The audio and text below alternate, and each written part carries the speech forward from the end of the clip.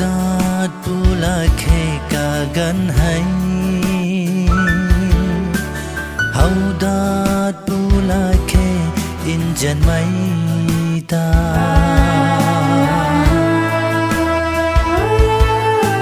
sa đi mấy alung la azuni na tau da pula khe lần na bần tì khâu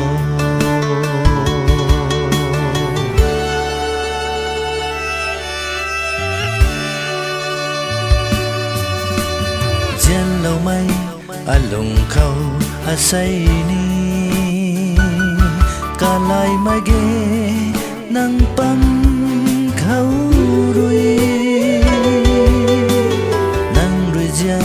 lâu mạc na bam sini gian can mây alung rồi thô mù mai ghé abanti khâu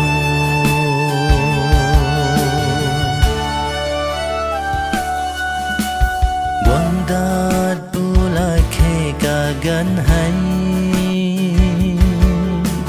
hầu đạt pula khe in chân mấy ta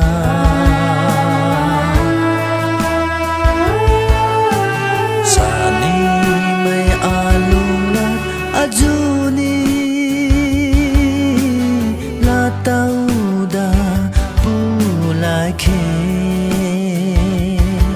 ngalan na panti khâu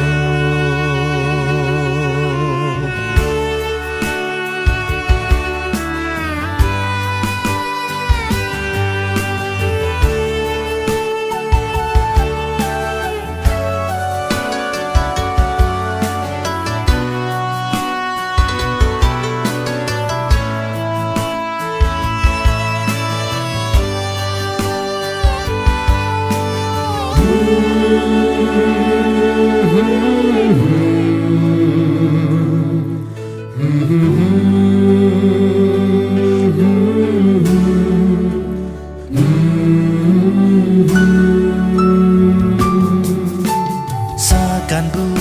can gai mây zin băng khâu cà riu gai mây lim khâu đúng gian mây nắng tao quần na bầm mây cho hàng na a mình tươi cây na đình bầm mê a panti hay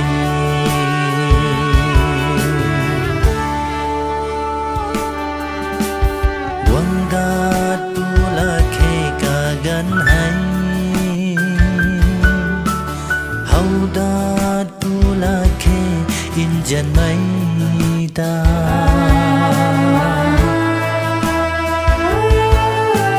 sa ni mấy alung la azuni